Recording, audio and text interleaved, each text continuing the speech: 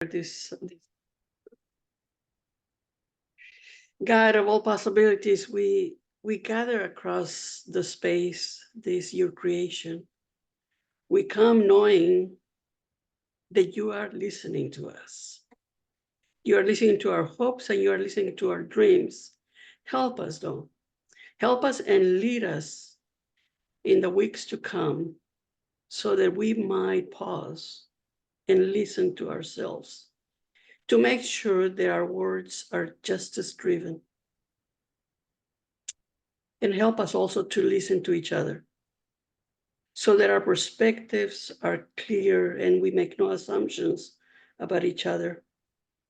We lay all this and everything that is in our hearts before you. In your love, oh God, hear this prayer. Thank you. Now I'm going to ask Bridget Cabrera, who is our Executive Director for our national office, MFSA National Office, or Methodist Federation for Social Action, to bring some words. Bridget. Hi, everyone. My name is Bridget Cabrera, she, her, hers. It's good to be here with all of you this evening. MFSA has been around for over 100 years. We're a faith-based policy and organizing network. And our mission is to mobilize, lead, and sustain a justice-seeking United Methodist movement, energizing people to be agents of God's justice, peace, and reconciliation. We were formed in 1907 and worked to introduce the church to the social gospel movement. And in 1908, we wrote the first social creed for the then Methodist Episcopal Church, which is what our social principles and social creed has evolved into today. And today we continue that work by connecting justice-seeking people of faith together to make change in our church and in our world. We do a lot of that work by using the legislative process in our church at annual conferences and at general conference. And we also work very closely with many organizations. We do a lot of coalition building work, a lot of coalition work. We have lots of partners, one of which is the Love Your Neighbor Coalition. It's a coalition of 15 United Methodist Church-related caucus groups working for a just, inclusive, and grace-filled denomination. It's great to be here with all of you all. I'm excited for our conversation today, and I will toss this over to Monica. Thanks, Bridget. Hi, everyone. It's a pleasure to see all these faces. It's my duty to introduce our first speaker, Reverend Dr. Denise Smart Sayers. Reverend Sayers is the Director of Leadership Development and Accountability for the General Commission on the Status and Role of Women, an elder in the New York Annual Conference and a delegate to General Conference. Prior to this position, Denise served as a local pastor, a district superintendent, and a director of connectional ministries. Reverend Sayers holds a BA degree from Dillard University, New Orleans, Louisiana, an MS degree in mathematics, leadership from Bank Street College of Education, New York, New York, and an M. Divinity from Master's in Divinity from Drew University, Madison, New Jersey. She earned her doctoral ministry degree in congregational growth and development from Drew University, Madison, New Jersey. Active in the community, Reverend Sayers served on the Coalition of Mutual Respect, Citizens for a Better New Rochelle for many years. She's an active member of the NAACP, Delta Sigma Theta Sorority, Incorporated, Westminster alumni, and is a chaplain for the New Rochelle Police Department. Reverend Dr. Sayers is married to Wendell T. Sayers. They are thankful for their best blessing ever, Daniel, and William. Over to you, Denise.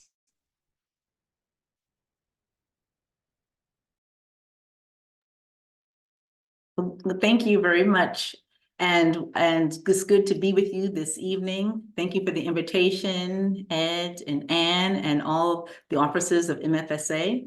It's been a while since I've been to an MFSA meeting. I was trying to think, like the last time we were in person at Memorial White Plains Church. So it's been a minute, hasn't it?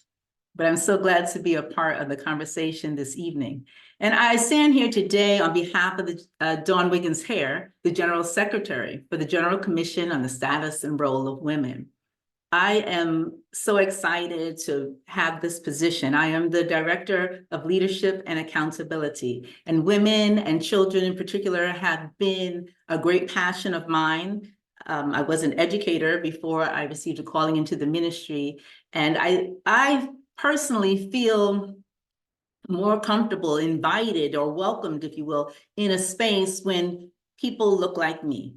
And so that means she, her, someone who identifies as she and her, and somebody who is a person of color. So when there are diverse bodies of people, I feel welcome. And so now that I'm in this office, I get to be that glimmer of hope for women in particular who do not see themselves in many spaces. The General Commission on the Status and Role of Women is here to challenge the United Methodist Church, including its general agencies, institutions, and connectional structures, to a continuing commitment to the full and equal responsibility and participation of women in the total life of the church. We are helping the church recognize every clergy and lay, women and men, adults and children, as sharing fully in the power and the policy making at all levels of our church. And this is found in our Book of Discipline, paragraph 2102. So every annual conference shall, is what the Book of Discipline says, have a COSRO, an AC COSRO is the acronym we use for every annual conference. And my role is to support each of those agents, those groups, and to resource them. We have a host of resources. I will put my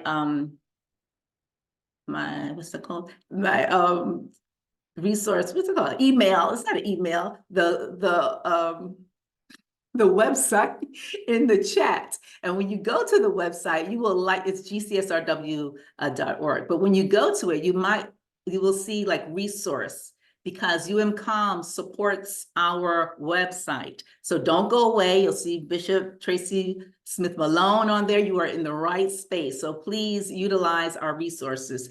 All of our legislation is also found right there. One of our resources that is so much commonly used is welcoming a woman pastor or a woman DS or even a woman bishop. All of our resources are user-friendly. You can use them in small groups. Some of them may need to be Bible studies, others, some type of training, because they also deal with sexual ethics and other pieces. I'm sure you know Becky Posey Williams. In her area, she is the director of sexual ethics. And so she handles all of those concerns. So I'm gonna just probably go to our slides if we're able. GCSRW has 10 pieces of legislation, and that's not a large number. And we pray that you will read through them at a later date and that you will definitely vote them up. But one that's really moves me is in an area of leadership, and it's amending paragraph 4, article 4. And it's part of our Constitution. It has been before the General Conference for the past 30 years. And it has passed on the General Conference floor, but it has not been ratified by enough of our annual conferences. And what it asks in that paragraph is that we include the word gender. So it's specified, I didn't read it for you because it's a bit lengthy, but it specifies all the attributes of those who can seek membership in the United Methodist Church. So it says race, ethnicity, class, education, blah, blah.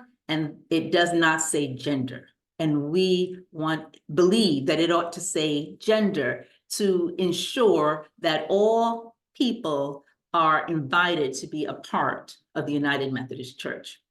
Our second piece under leadership is a resolution. Eradication of sexism in the church. Do you have this slide, Megan? If you kind of put it up, then they can maybe capture the petition numbers so I don't have to read through them. Thank you, Denise. I think Ed has that. Oh, to share. Ed, can you put this slide?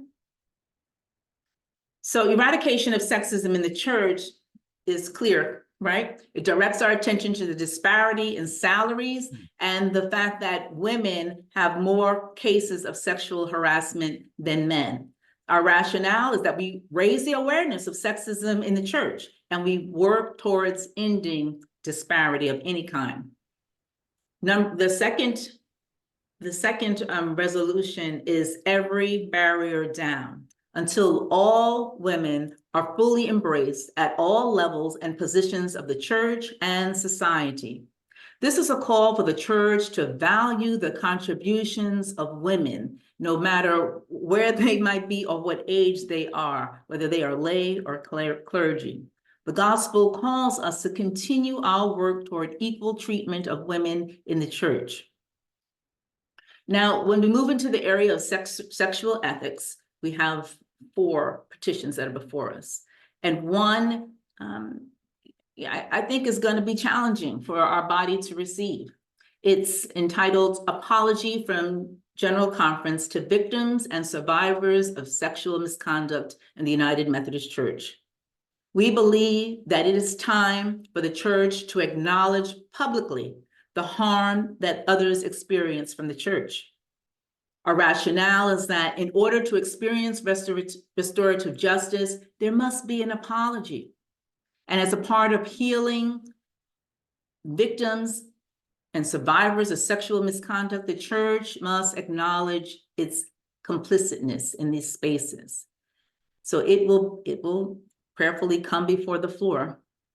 The next one is sexual misconduct in ministerial relationships. That's taking responsibility and accountability for your actions. So we are reinforcing the responsibility of all levels of church leadership for the prevention and the response for sexual misconduct. We do not want it to be swept under the rug. We all should be held accountable. The third piece is the eradication of sexual harassment in the United Methodist Church. Now, this is a new petition, and it promotes consistent definitions of behaviors related to sexual misconduct. And I would hope that you would read through that because it points you directly to one of our resources entitled Do No More Harm, because we've done plenty harm. So please attend to that as well. Now, the fourth under sexual ethics is prevention of the use and efforts of pornography within the church. This is also new. It addresses the increasing use of pornography in society and in the church. And the rationale, pornography objectifies women and girls mostly, and it brings harm to them. And it vilifies God's human creation, this body that God has given us. When we turn now to our complaint procedures and just resolutions that will be before us, and this is our last section. We're asking that, I'm going to call it this time, petition 20926, that we delete the current paragraph of 362 and replace it, because we want to outline the just resolution process while retaining all portions of the current complaint process. So hear me clearly, if you can. I'll repeat myself in case you missed that. The point is, a just resolution process needs to seek healing and accountability and ensure fair and equitable treatment of the complaint and the respondent. So it just can't be one-sided. And so the idea is, not the idea, the understanding is that whenever a complaint comes forward, a just resolution process will look the same, no matter whose district you're in or whose annual conference you are in. Now let's go to another just resolution process. It's to an administrative review committee. And it provides checks and balances in a just resolution process. It requires the administrative review committee to review the process for fair and equitable treatment of the complaint and respondent. It ensures disciplinary procedures for a just resolution process, that they are indeed followed. And our last resolution is a response team ministry for sexual misconduct. And this will take a lot, right, to pull together. But when I'm going to read through it, and you will see how vital it is to the work of the complaint process. It is to encourage every annual conference to deploy a bishop's response team when responding to situations involving sexual misconduct in the United Methodist Church. And our rationale is that the annual conference will need a trained team with distinct roles to seek justice, accountability, and reconciliation. All of these 10 petitions and resolutions that are before us all lean toward equity for all people. And they ensure that our work is aligned, whether you're on the West Coast or the East Coast, no matter what your jurisdiction is, and particularly to the United States. But you should know that we do have relationships with our central conferences, and Becky Posey has had several sexual ethics boundaries trainings with different countries. So we are expanding our voice and really trying to make a difference in the life of our whole church.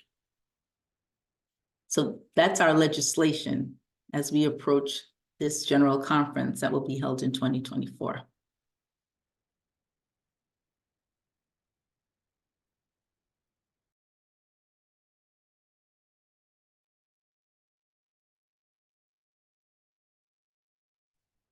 Our next speaker is Reverend Dr. Giovanni Arroyo.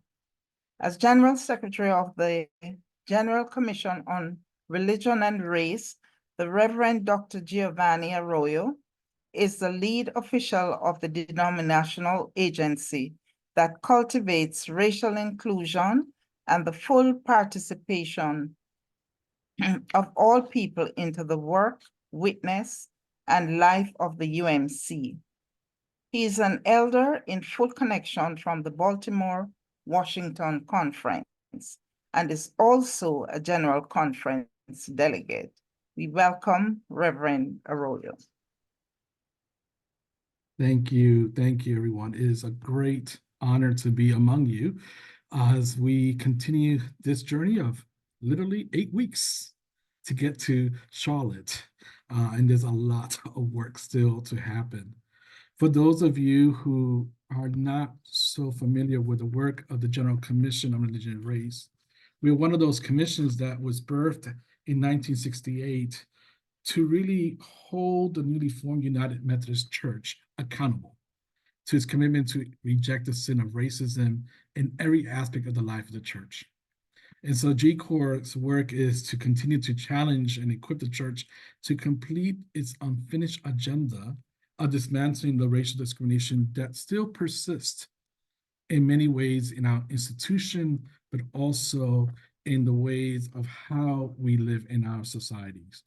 So part of the work of GCOR is to continue championing diversity, equity, and inclusion through developing intercultural competent leaders by catalyzing communities that are authentic. And so part of the work of GCOR is to really live out our ministry model that was adopted by the General Conference in 2016, which is to engage in vital conversations about race, culture, diversity, about how do we get into spaces that will confront some of the biases that we have, but also move us along in the work of being a church that's inclusive, not only by race, but by other areas of our diverse identities as children of God.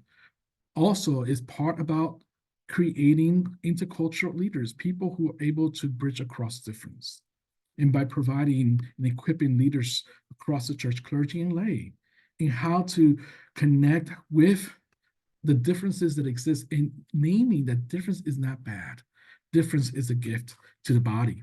And lastly, part of our work is to address the inequities, the institutional equity of the church, to look at the systems, the practices, and the policies that are enacted that create barriers and produce opportunities for those who may have privilege, and also marginalize those who have already been marginalized by society, and the church furthers it through its own way of enacting its policies.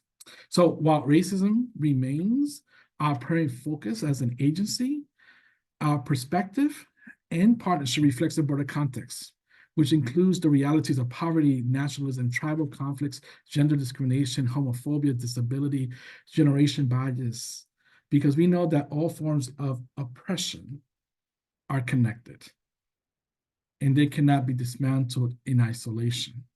And so with that in mind, GCORE has provided work before General Conference that is inclusive not only to what has been traditionally seen as a focus of race, but one of the pieces that will be new to many of us at this General Conference is petitions that have been submitted to GCORE that focuses on Disability Ministries Committee. The Disability Ministries Committee of the United Methodist Church used to be housed under the General Board of Global Ministries. In 2019, they have requested, after many conversations, to be under the auspice and care of the General Commission on Religion and Race, because they were moving away from a medical model approach of seeing disability as a medical issue, but from a social justice framework that connected to the work of building into culture competent leaders, addressing the inequities of the system, and how to have these conversations. So part of the resolutions that I will briefly present to you are coming from the United Methodist Disability Ministries Committee that's under our care. And some of them are to readdress and bring this new focus to their work. So I will briefly start sharing my screen. Hopefully, you are able to see it.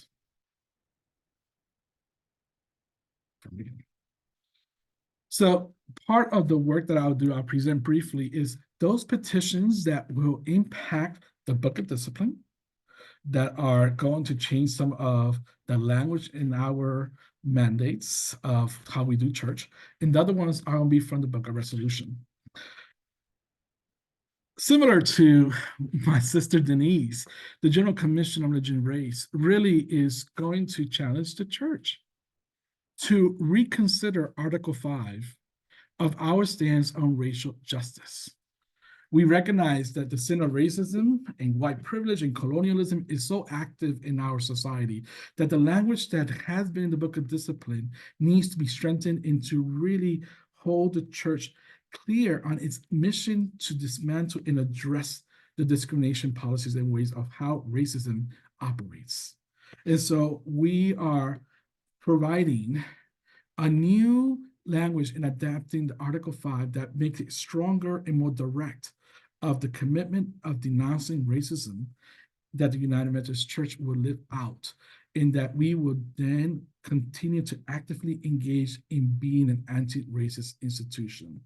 We are very aware that the passage of this Article 5 at General Conference does not mean that it passes. We will still need to go through a ratification process, asking every annual conference to vote on this constitutional change. And it's going to be very important in the partnerships that all of you have as you learn about this Article 5 change. How do we educate our communities and our annual conferences in the ratification process vote? And so I'll be happy to have side conversations how we could partner with you in helping you in your annual conference to ensure that we could put stronger language in our commitment to denouncing this sin of racism and really moving the church to be anti-racist. The second petition that we submitted to General Conference is this review of proceedings to ensure fair process against racial, ethnic, and tribal minorities. The purpose of submitting this legislation is to add a new paragraph to paragraph 2715, but also added a new subparagraph under paragraph 413. It is really to ensure that there is a fair process that is followed through, and that those processes allows for those people who are complainants or respondents that identify as a racial, ethnic, or tribal individual be able to be connected with GCOR, and for GCOR to be in the process to ensure fair process is being adhered to based on what the church already has put in place. This is being presented as a way to create some accountability in our current proceedings when a complaint is presented. The last piece in this slide is name of task force members shall be made public. This will be a new discipline paragraph, and this is specifically naming that if there is a task force that is formed for the United Methodist Church that impacts the United Methodist Church, that those individuals that have been selected, whatever body selects them, if it's the Council of Bishops, is it an agency, or whoever identifies who is part of that task force, that we as leaders and as members of the church are aware who is representing us, who's sitting around those tables that are sharing and taking leadership that will impact the future of our church. This legislation is inviting that those individuals and those names and their demographic information is shared both with the General Commission of Status and Royal Women and also the General Commission of Religion and Race, who have the responsibility to ensure for inclusiveness in these bodies. And so this is a way for us to also hold the church accountable that there is racial and gender inclusion in those decision-making bodies and task forces that are created sometimes between general conferences. You know, GCOR also submitted resolutions across in 2019. A lot of them were expiring.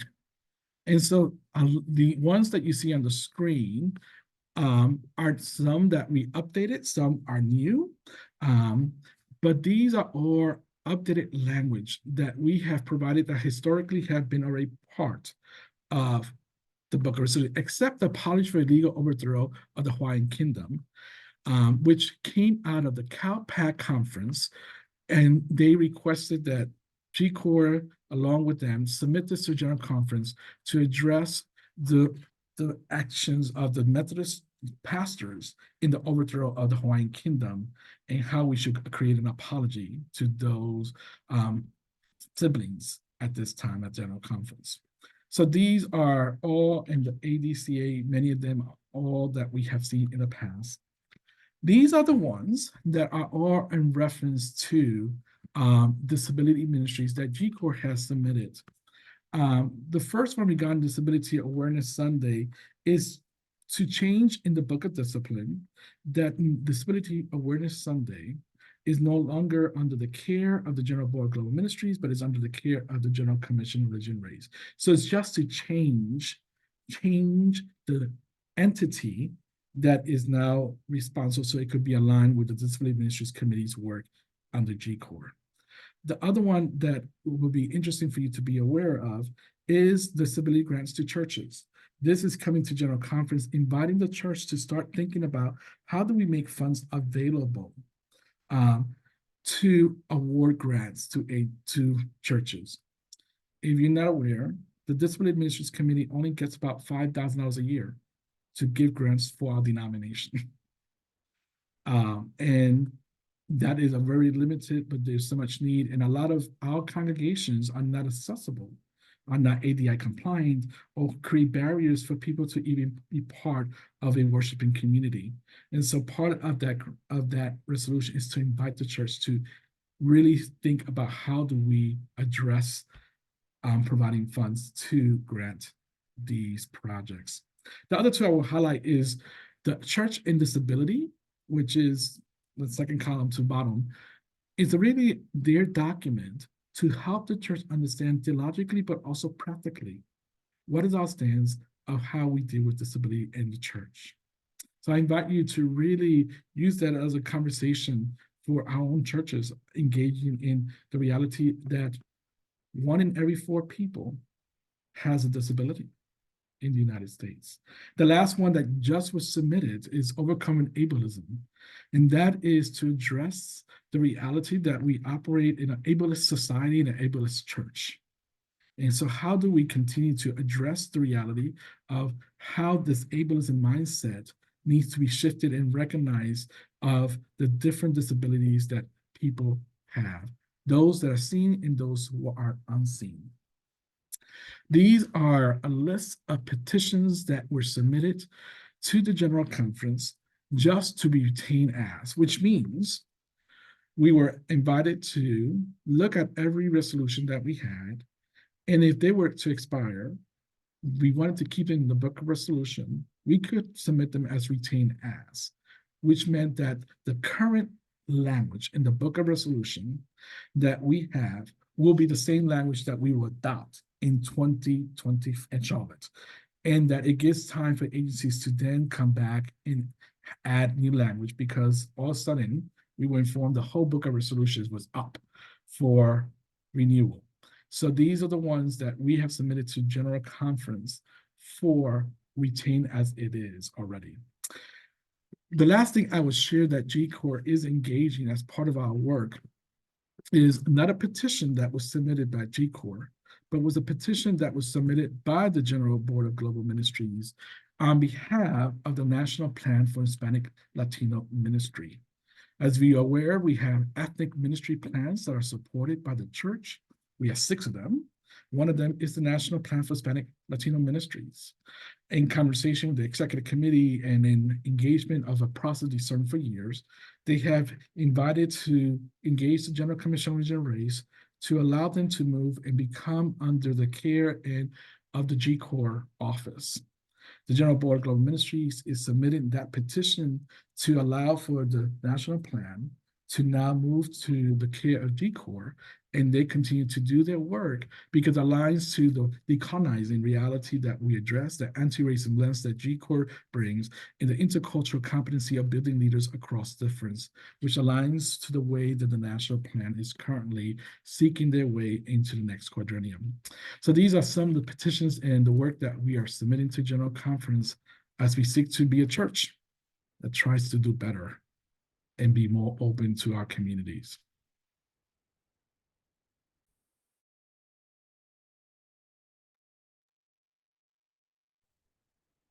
Thank you, Dr. Giovanni. Now, our next speaker is Tara Barnes.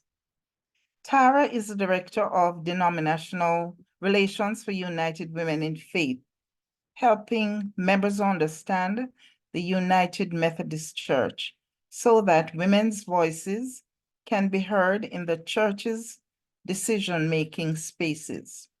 She served as an editor of Response magazine for 12 years. A lifelong United Methodist, she is a member of her church's Staff Parish Relations Committee, a district lay equalization voting member to annual conference, and a member of the Upper New York Commission in Archives and History. She lives in Binghamton, New York, with her spouse and 2 children, Iris and Henry. Welcome, Tara. Thank you very much. In fact, I'm skipping a Archives and History meeting tonight to be with you, so don't tell. Thank you for having me. Clearly, I am excited to be here, and I'm going to thank you for your patience while I share my screen.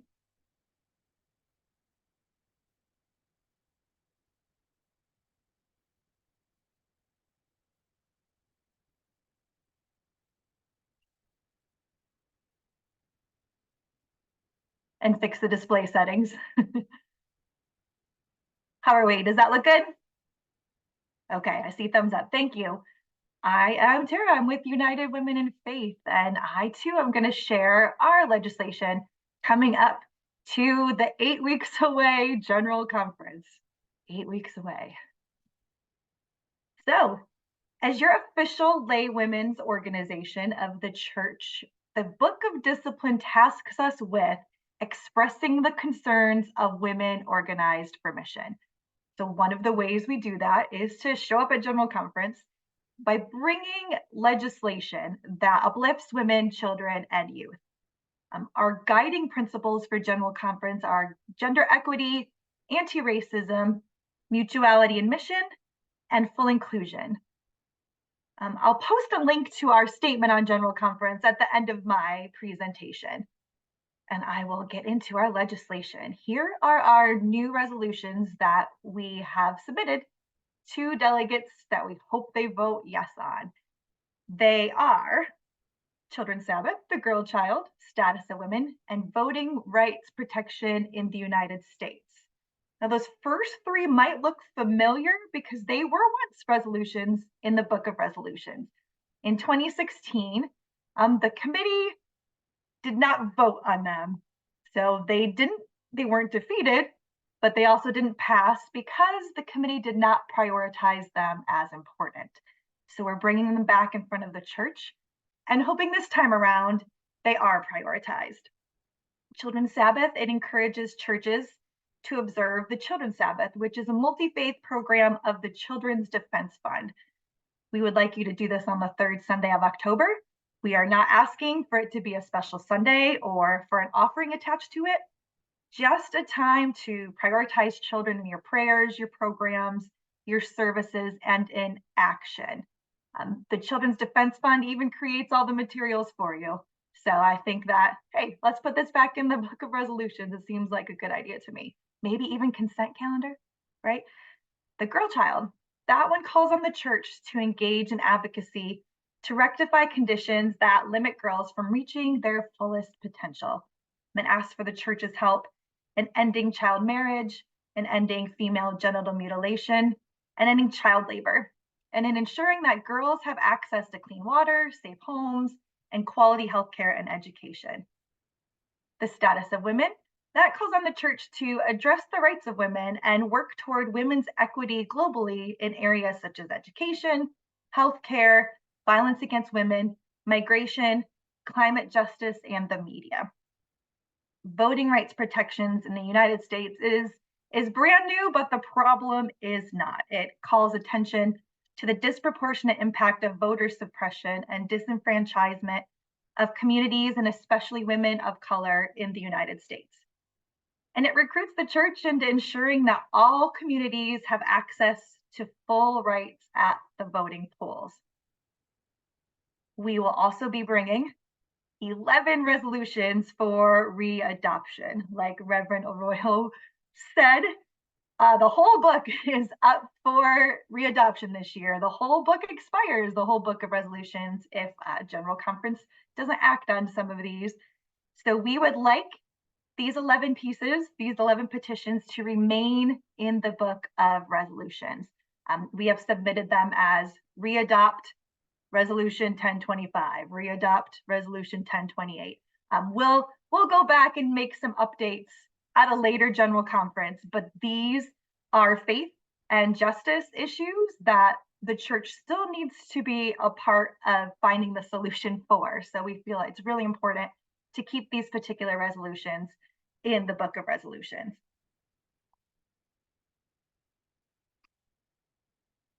We have also requested some support for deaconesses and home missioners. The Office of Deaconess and Home Missioner, as Megan, I'm sure, has shared with many of you, is administered by United Women in Faith. So we are hoping General Conference will make a few slight changes that will allow retired deaconesses and home missioners to also vote at General Conference, just like retired clergy do.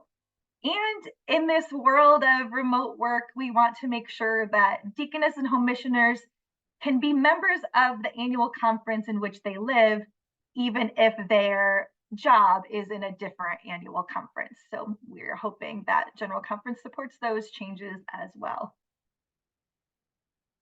United Women in Faith also supports regionalization. That's part of our mutuality in mission goal. I know the Standing Committee has put together a coalition petition for regionalization, and we as an organization officially support that as a faithful future for the church.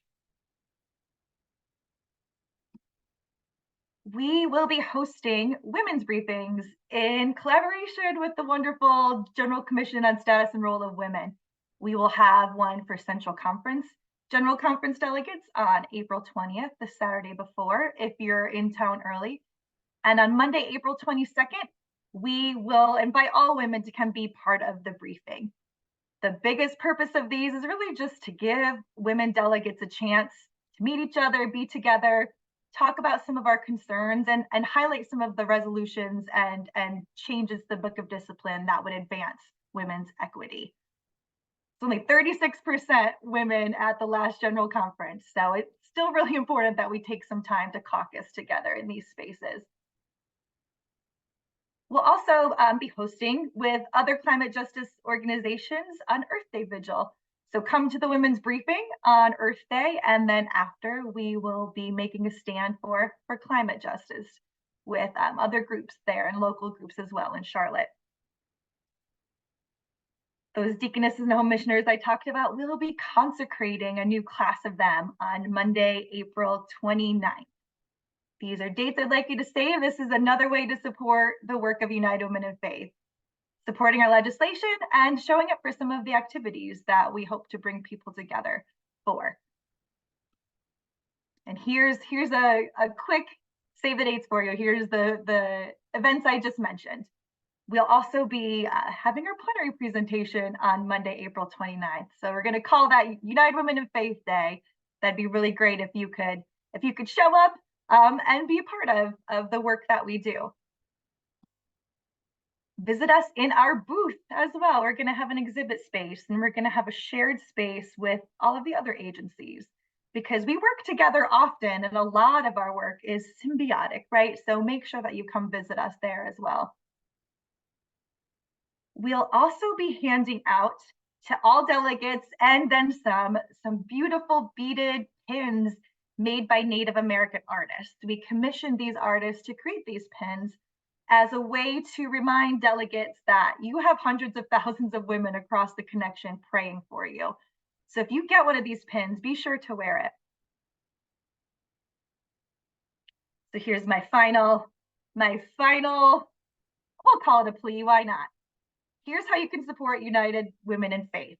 I've said this already, but here it is again. Support our legislation, attend our vigil on consecration, wear your pin, visit our booth. This link I'll share as well. You can sign up for our General Conference newsletter. It's monthly currently, but we will pick up the pace as the conference gets closer, and we'll be sure that we are sharing news from a women's perspective as the conference goes on. And that's it for me. Thank you again. Thank you for having me, and thank you for listening.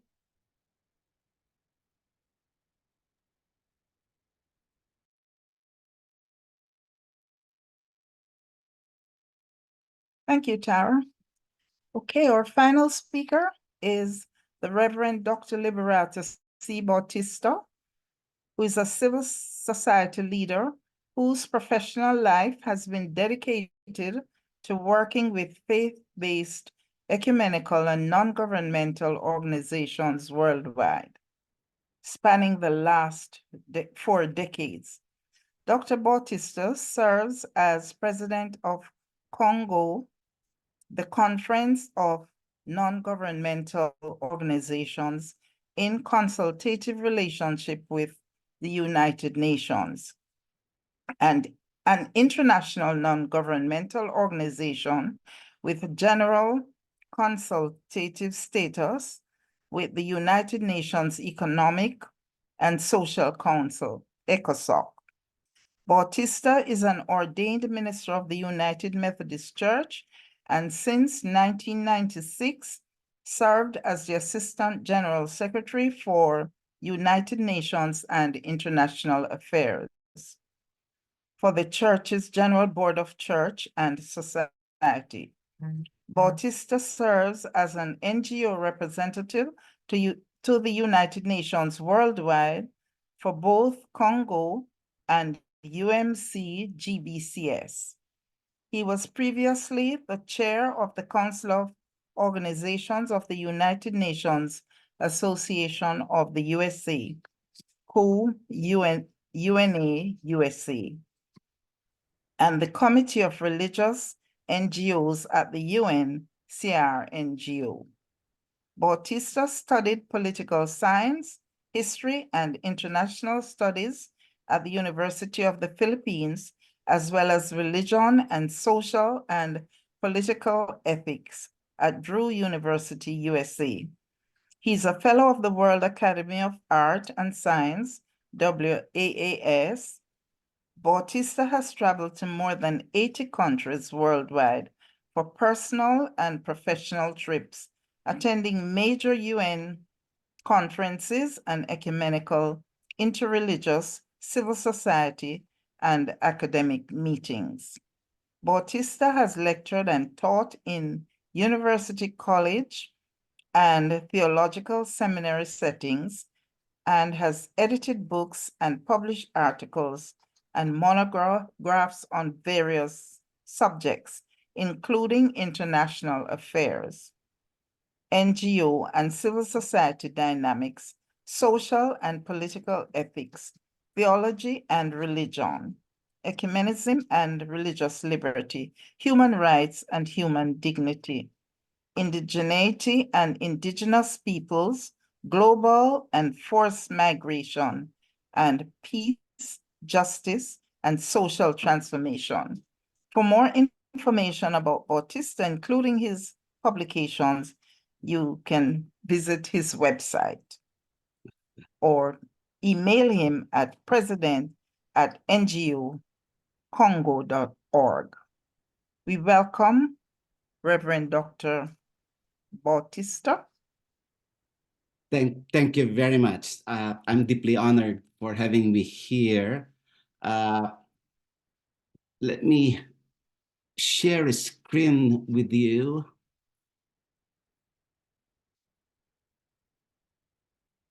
Are you able to see the entire screen? I hope so.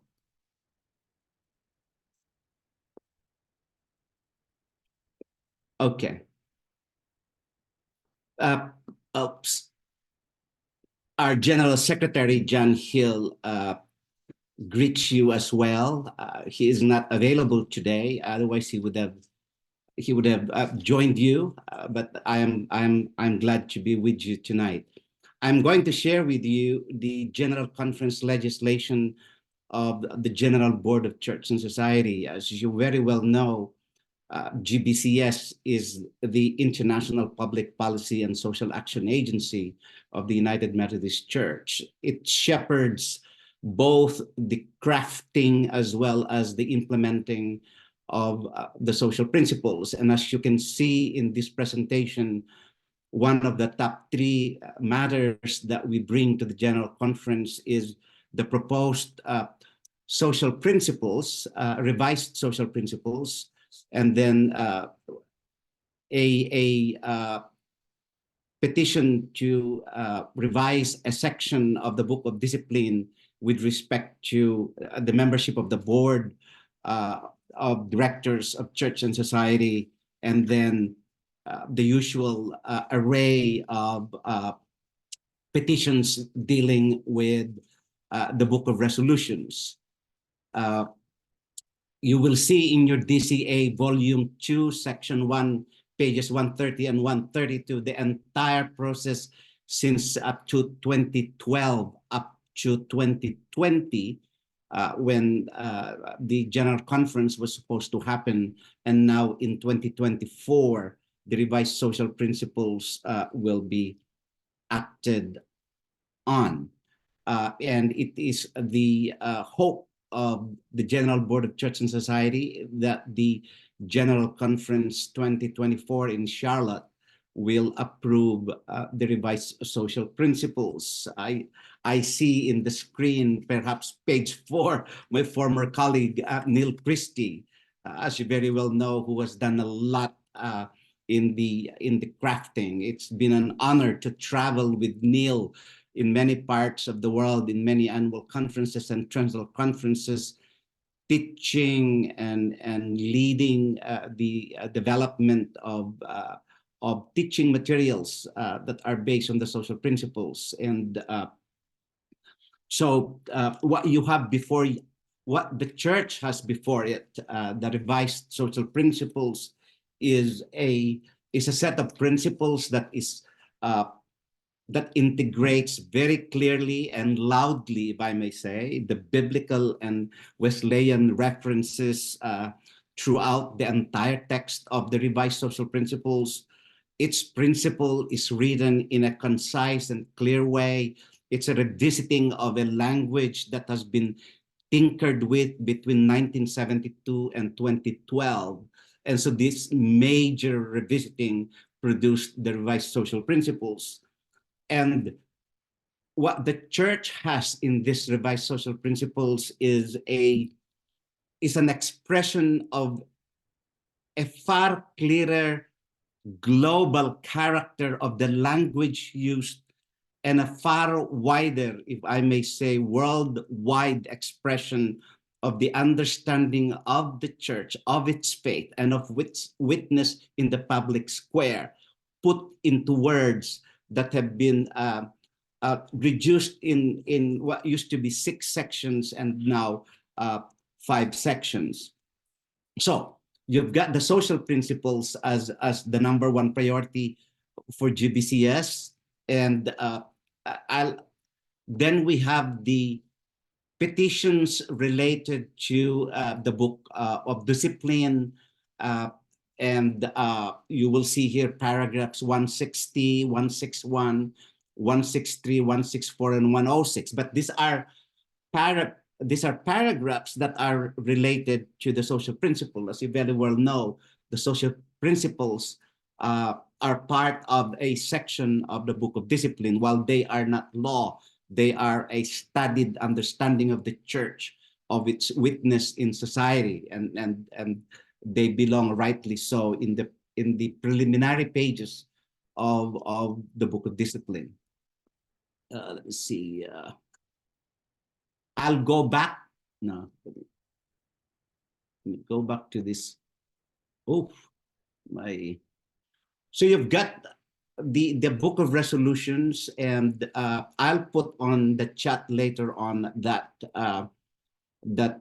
URL link, but that comes from the website of the GBCS, which puts in one page or several pages of the website in any case, but in one post, all of the 57 petitions that are either a rewrite, a minor revision, or a readoption of already available resolutions, but were on sunset. So we're talking of 57 petitions that were either on sunset in 2016 and therefore up for sunset in 2020 that were up for either readoption if there were any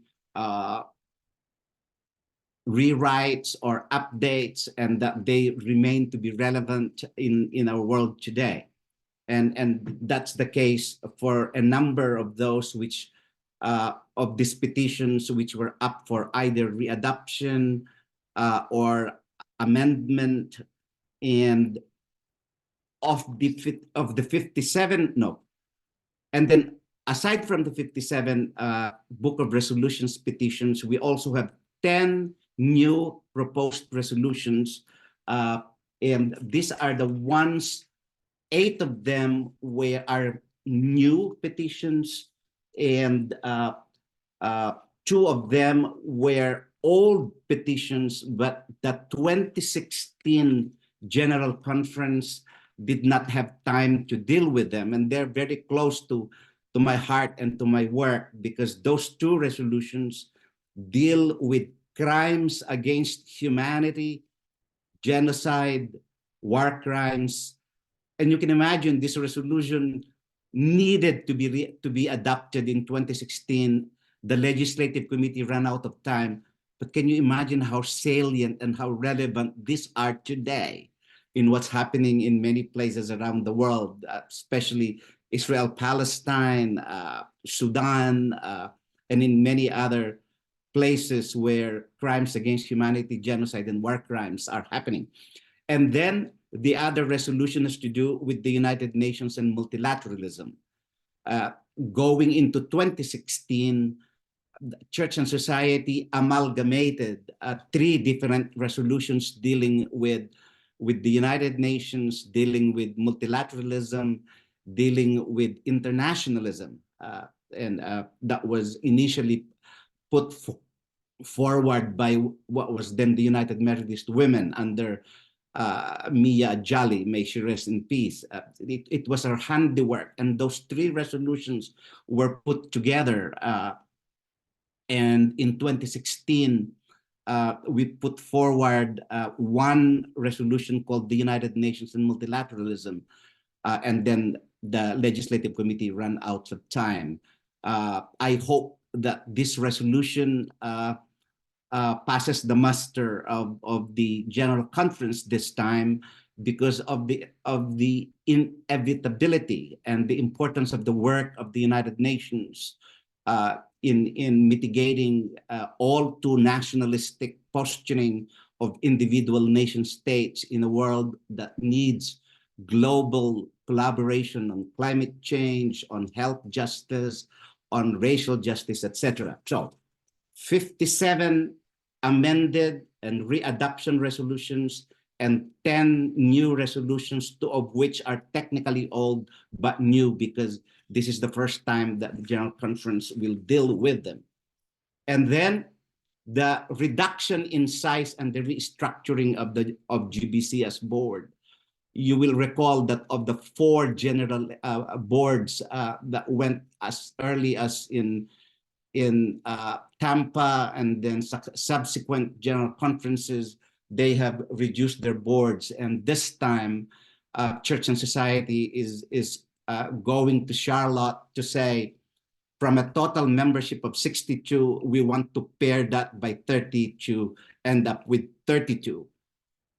What is interesting, and I want you to notice this, is that in the current structure, there are 41 from the US and 15 and 7 only from central conferences. In the new proposal, there will be 15 from the US and 7 from the central conferences. That means 1/3 of the membership will what 2/3 in the US and then 1/3 in the central conferences. And then we're also increasing the number of bishops from the central conferences and members from the central conferences. The number for the central conferences, which is 7, may be affected by whatever the General Conference will do on the proposal. And you see the asterisk there of the Standing Committee on Central Conference Matters, where they would like to have one more from the central conferences. So those are the 3 major sets of legislative action that we want General Conference to act on. So revised social principles, 57 petitions that are for readoption, and 10 new resolutions, plus a change in the structure and size of Church and Society. Thank you very much.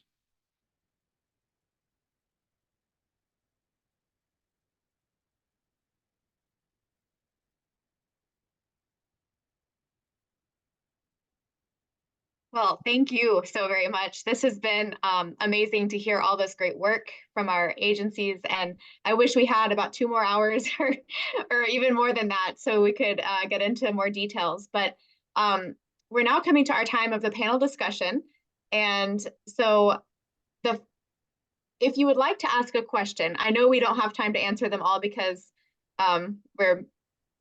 sadly running out of time. But if you have a question, please put it in the chat and we'll try to get to it, or maybe we can combine some questions.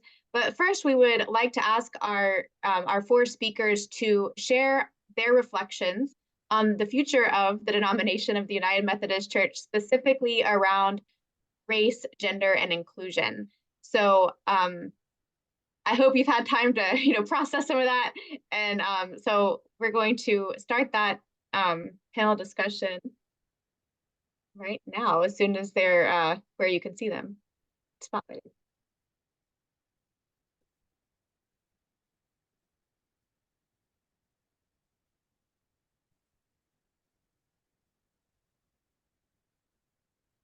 There we are. Okay, so welcome back, our speakers. And we don't have a specific order of who's speaking when, so just feel free, as you feel moved, to dive in and share your thoughts about the future of the denomination.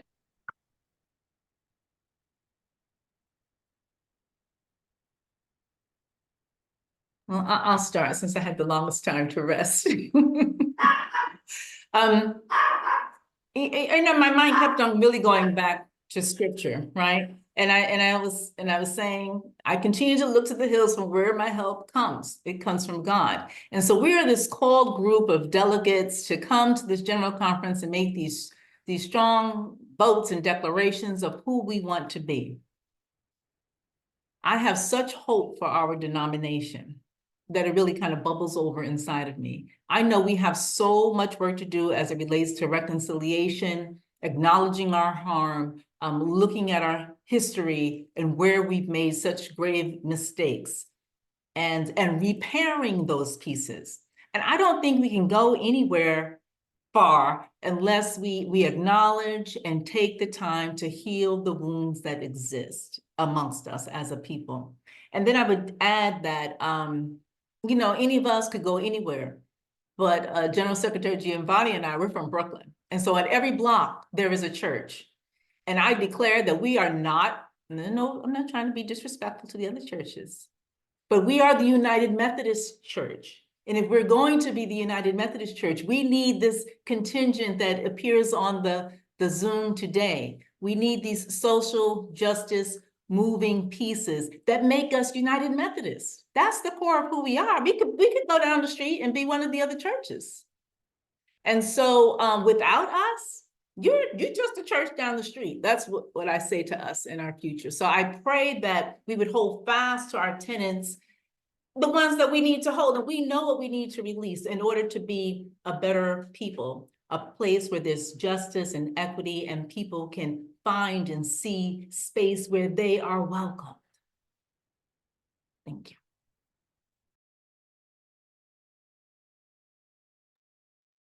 Let me try to go next. And I love this section because it's a personal narrative. And I like Denise's affirmation of the importance of making sure that the moving pieces of the social justice ministry are put in place and not set aside, because it is what makes us United Methodists. I say personal narrative because I am the product of evangelistic zeal of a United Methodist pastor in rural northern Philippines, in a post-Vatican II Philippines. So 90% of my family is Roman Catholic, but this United Methodist pastor evangelized my parents. And so, cut the story short, we became United Methodist. 2 years later, becoming a United Methodist, I was studying the social principles. So as a 14-year-old junior UMYF, I was already exposed to the newly minted 1972 social principles. And as Neil knows very well, as Giovanni has heard many times, Filipinos, we study the social principles in the thousands.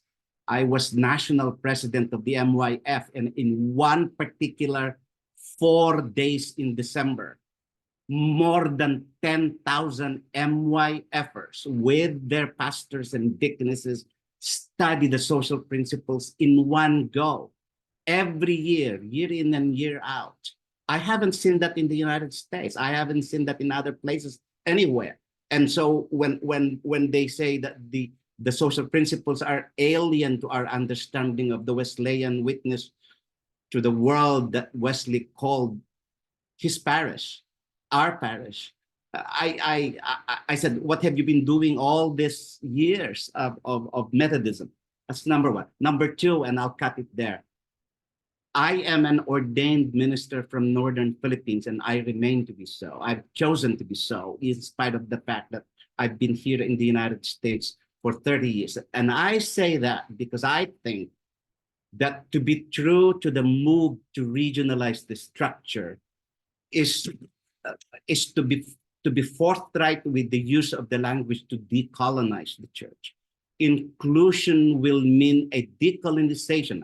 I was looking at a document being used even up to now, even by us who are in favor of regionalization, but the language, and I quote, though the churches outside of the United States, the reference to the US and to the reference of the outside is a dynamic of exclusion rather than an inclusion.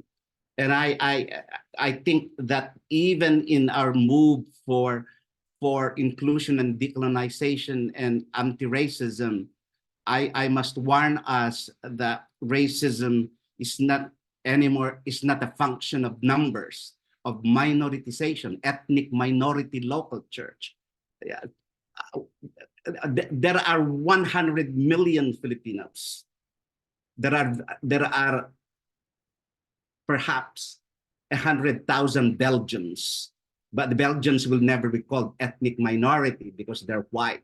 But the 100 million Filipinos will always be ethnic minority. So it's not a function of number, it's a function of perspective, and it's a function of skin color. And I think the church has a lot to do, has a lot of work to do in the decolonization, deracialization of not just a structure, but of human relations.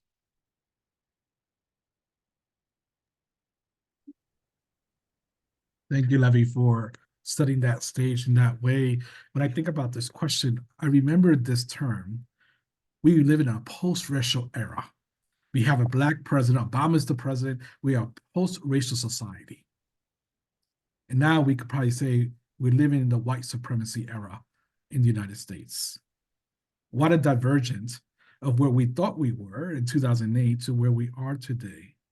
And I think part of this question makes me think about our identity as we claim, oh, we're United Methodists, which is our connectionism. But even within our DNA of identity as United Methodists, there has been practices of white supremacy in the church that continue to oppress ethnic communities and marginalized communities, that we need to acknowledge the wrongdoing that has happened before we can think about the future. And I think about the challenge that is for some of us to reckon with the reality that we as a denomination have actually embedded a white supremacist, a white privilege model that has made the decision-making to be privileging some communities, some cultural groups, we could say.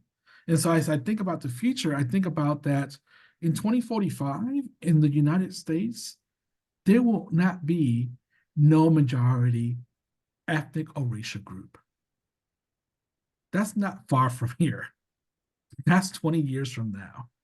What does that give us as a church as an opportunity that as we go and look into a generation from now, the dynamics of how we see race and how we address these, it will cause us to really wrestle how we dismantle our own selves from the colonial way of, even though there's no majority group, we're still going to be operating with a mindset of white normative behaviors.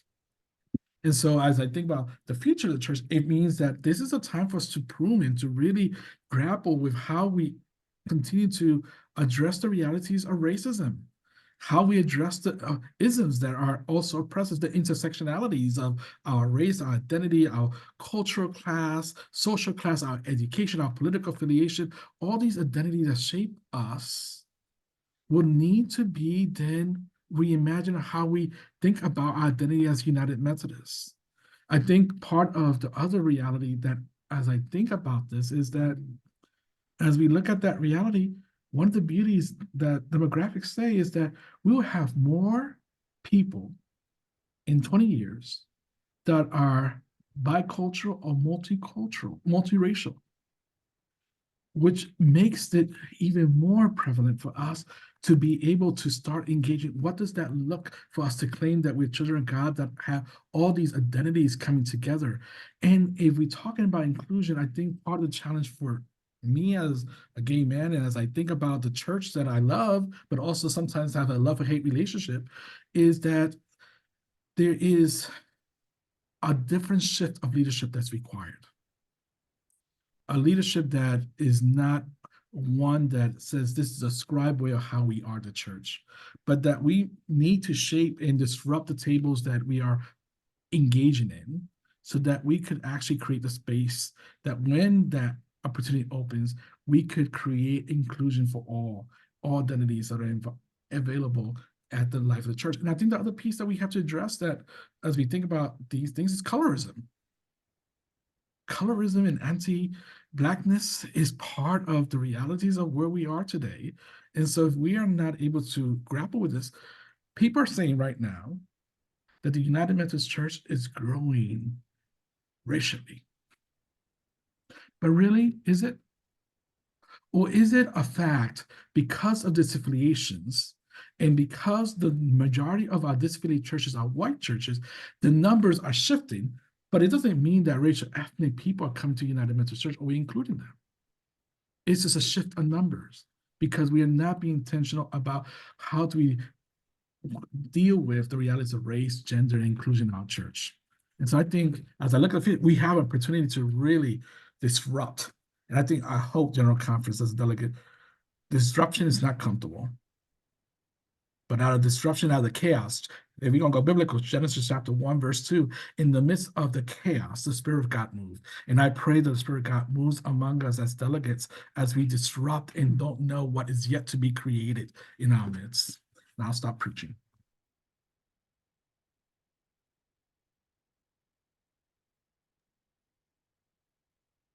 Reckoning. United Women in Faith gets to be the owners of the proud history of bringing the Charter for Racial Justice to the United Methodist Church, for supporting the formation of G-Corps and COSRO, for hiring Polly Murray to write the 800-page book on states' rights that led to the Brown v. Board of Education decision that made segregation in schools illegal. Something to be proud of. We also were formed as a missionary organization. We sent out, at the turn of the 20th century, there were more women missionaries than men even. The name of our first magazine was Heathen Woman's Friend. So I think reckoning is something that's really important. If we're going to move forward, we have to acknowledge who we've been, who we want to be. United Women in Faith, you can see it before your eyes as we try to do some new things, even a new name in this time, but that came from years and years of listening and being open to new ideas.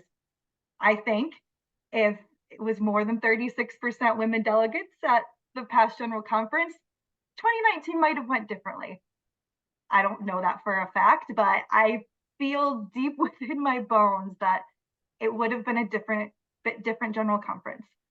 I think the more voices that get into that space, maybe the more messy it'll be, maybe the longer some of the work will take, but it'll be more of the beloved community that we say we want to have happen in the United Methodist Church. I think if we take the chance to be brave, really truly brave, and just live up to our own promises, if we work to do what we say we want to do, then there we go, right? The United Methodist Church has taken a huge leap into the future.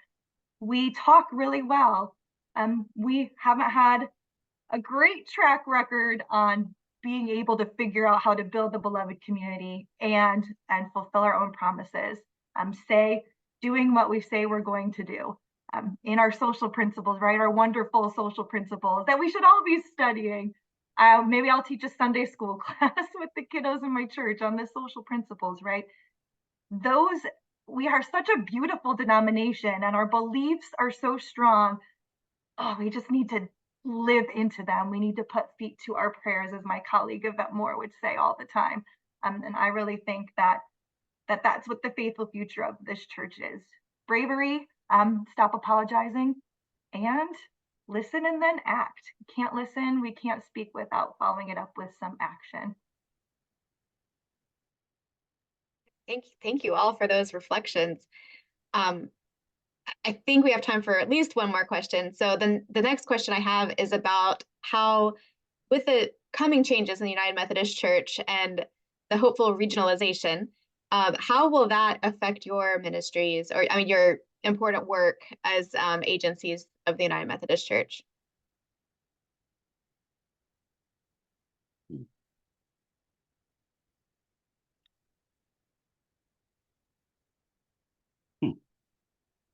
Or to say it again, how would regionalization impact your work as general agencies? What are the impacts that you would see, or what, you know, maybe hopes or aspirations that you might be able to realize with regionalization? Let me approach it this way, Megan. I think the revised social principles is already an expression of what regionalization can bring us.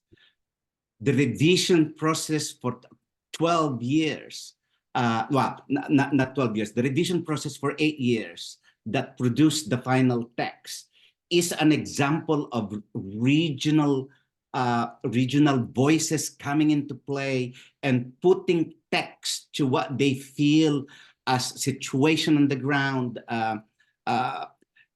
Neil and I have discussed in many occasions, in many different ways, the notion of being worldwide and being a connectional church and being and the impact to that understanding to what we must in fact also bring to the conversation on regionalization, which is an affirmation of the Catholicity and the universality of the church. That to me, in fact, is the key to inclusion. And regionalization, as the naysayers would have it, is not an atomization of the church. It is a recognition of the specificities of witness in the public squares where they are, no longer privileging the American public square, whose colonial imagination colonized, inhabited every life, social, economic, political, and cultural of its subsidiaries outside of the United States. I think regionalization will bring will bring the best in every local witness, and that local witness contributes to the globality of the church we call United Methodist.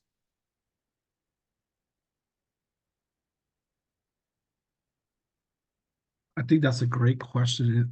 It's a question that the General Secretary's table has been pondering on. For some reason, we think, regionalization doesn't impact the structures of our agencies and the functions of the agencies, but we do not know yet how it's going to be lived out and how that new structure will then impact the relationship of the agencies in the different regions and how they see the work of the agencies. But at the same time, I'll piggyback this with the question I see, Lydia, is that as regionalization is happening and we start thinking about, we also have this imbalance of the budget. Right now, we're going from a $604 million budget, and today we approved that we'll be presenting a $339 million budget to the church to approve for the quadrennium, which means that the impact of the work on the ground from agencies and missionaries around the world is drastically going to change. That what we were able to do, and actually what we thought we could do more hands-on, is going to be less, because now we are looking, some agencies are looking at 53% cut. And so that's a factor. How are we going to even respond to regionalization when there's going to be less resources to even be able to respond to the needs in those different contextual areas is a question that we are pondering, honestly.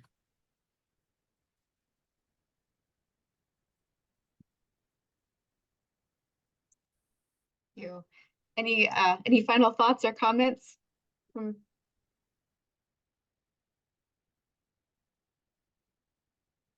Well, we appreciate you all so much coming and sharing your work and the important legislation that you're all bringing and supporting. And we can all collaborate together to be successful at General Conference. I'm going to, oh, yes, fingers crossed. I'm going to invite Ann Craig to share a few words next. And thank you again to our presenters. Hi, everybody. I think you can hear me now. Just want to do a big shout out to MFSA. And it has a very long history. We're going to hear a little word on that in a minute. And we've been doing a little sidebar conversation. MFSA was one of the founding organizations of the Love Your Neighbor Coalition. And if you want to know more about that, read some of the chat. But MFSA has been at the heart of change and social justice in the United Methodist Church and its predecessor organizations for many generations, let's put it that way. And we want it to continue. And we really just want to do a big shout out to MFSA. And there are chapters in many places around the country, and where there is not a chapter, you can start one. And work with Bridget if you want to start a chapter. And the chapters have historically been where so much of the work has been implemented. We in New York, actually, one of our recent activities was to stop sugar in New York City. There's more to it than just that. But, you know, it's like our children are being overfed, and sugar is a real culprit. So that's very specific. And your social issues are very specific to where you are. So form an MFSA chapter, but before you do anything, make a contribution, because people are doing the work and having an impact locally, nationally, and internationally. And I'm going to put in, you can go to the MFSA, Methodist Federation for Social Action website and donate there. And I'm going to put the little link in there. And we just want to encourage you to step up, contribute, and be a part of it, because this is a really good platform to do your work. And if you've got an issue, this is the place where you can bring it. And if you're working on an issue, great, bring that too. Great. Thank you. And Megan, would you call on who's next? Yes, our final reflection is George McLean. I'll call on him.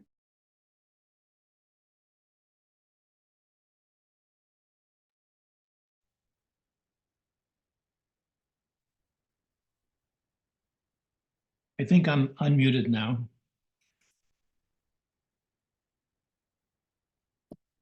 I'm so grateful for hearing from the four of you representing probably the finest agencies in our denomination. Over the years when I was executive of MFSA, and that goes back more than 25 years ago, I worked with wonderful people that were your former colleagues. And I think the agencies of our church are underappreciated, often not known to so many of our people in the pews who would resonate with the ministry that you carry on. And I just hope and pray that that you become household names and people across our denomination. The work you do is magnificent. I remember, I just want to name a few of people that I remember working with that I so appreciate. And you mentioned Mia Ajali, Bob McLean, Thelma Stevens, who worked with Paulie Murray, Peggy Billings, Tom Fassett, Nan Self, Ruth Harris, Bishop Mel Talbert, and legions. And I know that you all are carrying on in those traditions. And when I survey the legislation that you're proposing, over and over, I'm reminded how what you're proposing stands against so many nefarious currents in our current in the U.S. and in other parts of United Methodist Church. So what we stand for is so essential in a time when the values, the civil values that we share are under serious threat. I want to make a brief mention of a particular piece of legislation that originated with our New York chapter of MFSA and then has come through from the New York Annual Conference. It's called Resist Censorship, and it focuses on the awful attempt to squelch the sharing of history and reality and the realities of past and present of white supremacy, for instance. And I hope that those of you who are out there who are delegates will support that. We in the New York chapter are kind of hoping that maybe another one of our chapters will pick up the baton and do a similar event like this, where the voices of the caucuses in the church might be shared as well. I'd like now to offer a closing prayer. Would you pray with me?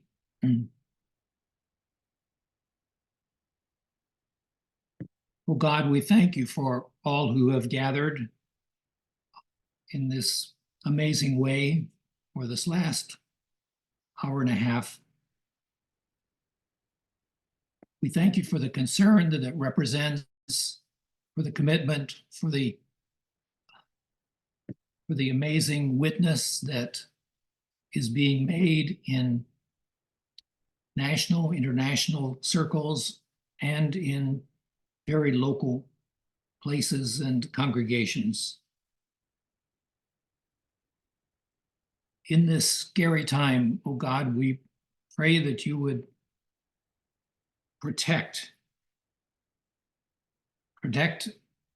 all of us, and especially our leaders, against forces that would undermine your yearning for us. And we pray that you would strengthen us, give us guidance, show us the path ahead as individuals, as agencies, as chapters, as congregations, as individuals, as a denomination in this new time. We pray that you hold gently the United Methodist Church and our part in this denomination as we seek to witness to your yearning for your beloved people. In Jesus' name we pray. Amen.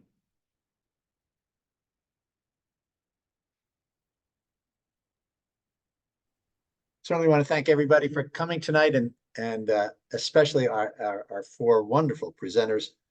You give me great hope about the future. I think you give us all great hope about the future, and we will pull together, whether we're at General Conference or not, to help make this work come to reality. God bless you in that work, and God bless everyone in your work and in your justice seeking wherever you may be. I'd ask the leadership team from New York chapter to stay on for just a minute. The rest of you have a wonderful evening and a great rest of your Lent. Bye now.